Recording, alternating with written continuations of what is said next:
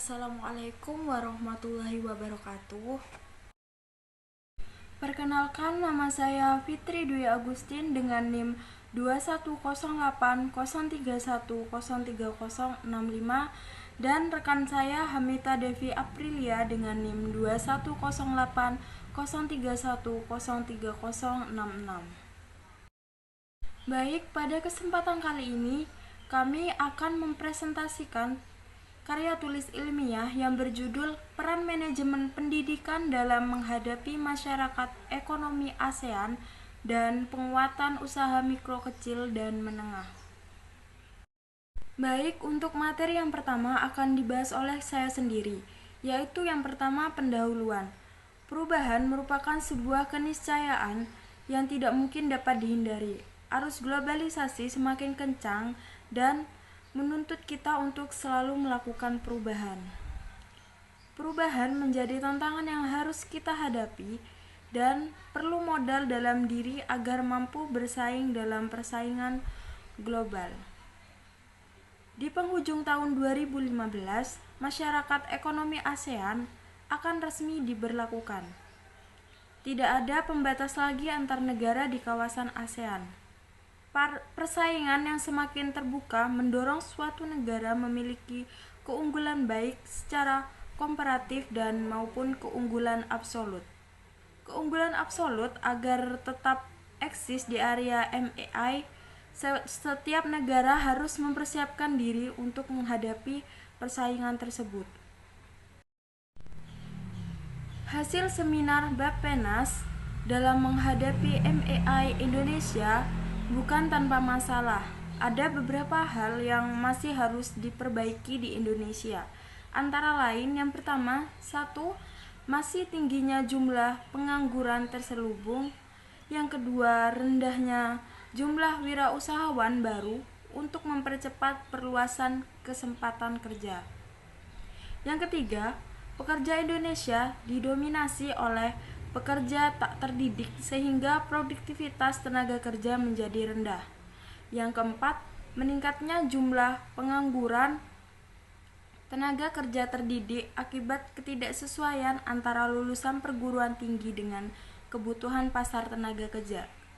Yang kelima, ketimpangan produktivitas tenaga kerja antar sektor ekonomi. Yang keenam, sektor informal mendominasi lapangan pekerjaan, di mana sektor ini belum mendapat perhatian optimal dari pemerintah. Yang ketujuh, pengangguran di Indonesia merupakan pengangguran tertinggi dari 10 negara anggota ASEAN. Ketidaksiapan tenaga kerja terampil dalam menghadapi MEI 2015. Yang kedelapan, tuntutan pekerja terhadap upah minimum, tenaga kontrak, dan jaminan sosial ketenaga kerjaan. Yang terakhir yaitu masalah tenaga kerja Indonesia yang banyak tersebar di luar negeri. Hal yang dianggap paling penting adalah menyiapkan sumber daya manusia yang berkualitas dan memiliki daya saing tinggi. Langkah yang dapat dilakukan adalah dengan memperkuat dalam sektor pendidikan, baik pendidikan formal ataupun non-formal dan informal. Hal ini bertujuan agar membuka peluang seluas-luasnya bagi sumber daya manusia atau SDM yang ada untuk belajar dan meningkatkan kapasitas diri melalui pendidikan yang dapat dijadikan sebagai wahana investasi.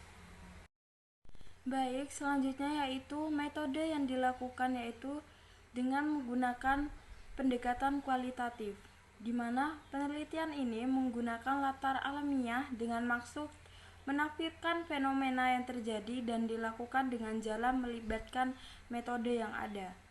Jenis dan sumber data berasal dari buku literatur dan jurnal terkait secara induktif.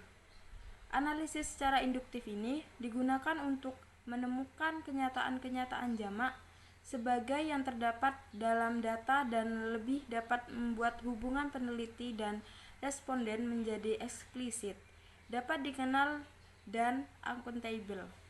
Untuk materi selanjutnya akan dibahas oleh rekan saya Hamita Devi Aprilia. Baik, di sini saya akan menjelaskan tentang hasil pembahasannya. Jadi, masyarakat ekonomi ASEAN atau MEA yang memiliki pola mengintegrasi ekonomi ASEAN dengan cara membentuk sistem perdagangan bebas atau free trade antara negara-negara anggota ASEAN. Thinking Global, Prospering Regional ASEAN Economic Community 2015 AEC Wales established ASEAN as a single market and production base with the goal of making ASEAN more dynamic and competitive. Menjadi sebuah tantangan tersendiri bagi suatu negara. Pendidikan dijadikan satu-satunya indikator paling penting bagi kesuksesan sosial dan ekonomi seseorang.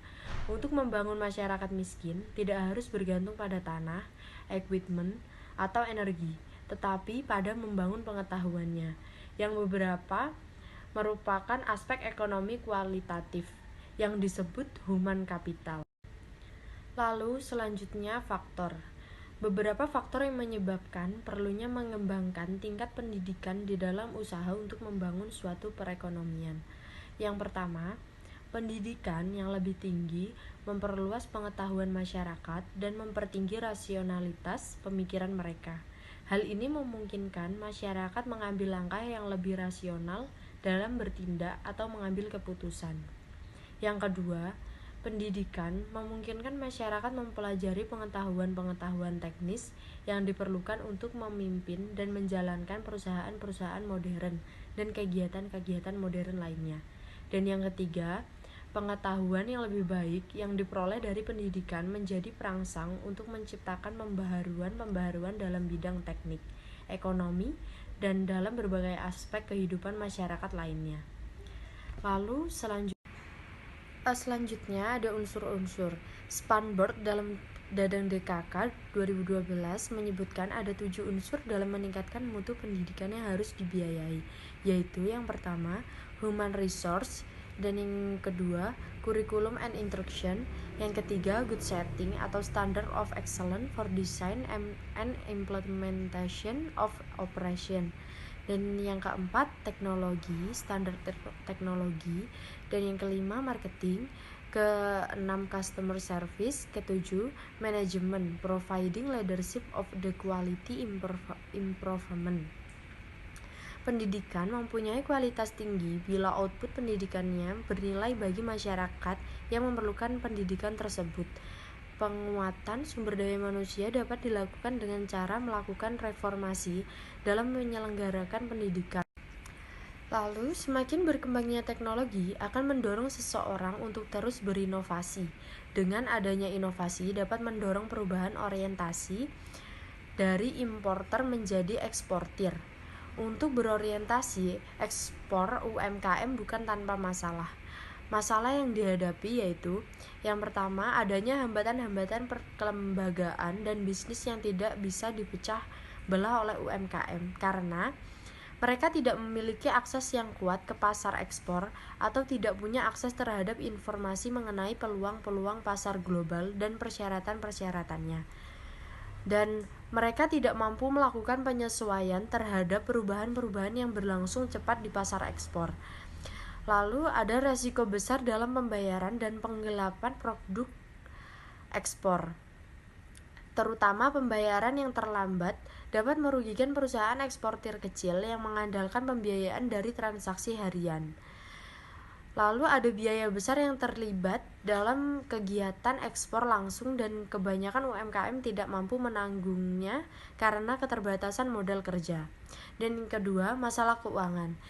Modal-modal dalam kebanyakan UMKM khususnya usaha mikro sangat terbatas.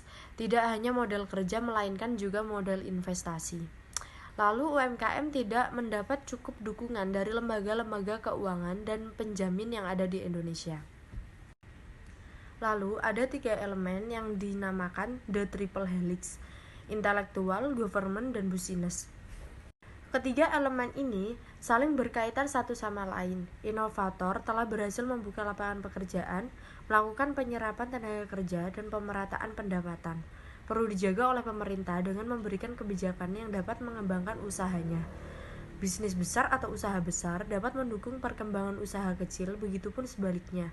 Ada simbiosis mutualisme dari ketiga elemen tersebut. Baik, Mungkin itu saja yang dapat kami sampaikan dari materi peran manajemen pendidikan dalam menghadapi masyarakat ekonomi ASEAN dan penguatan usaha mikro, kecil, dan menengah. Jika ada tambahan atau pertanyaan, kalian bisa tulis di komen ya teman-teman. Terima kasih.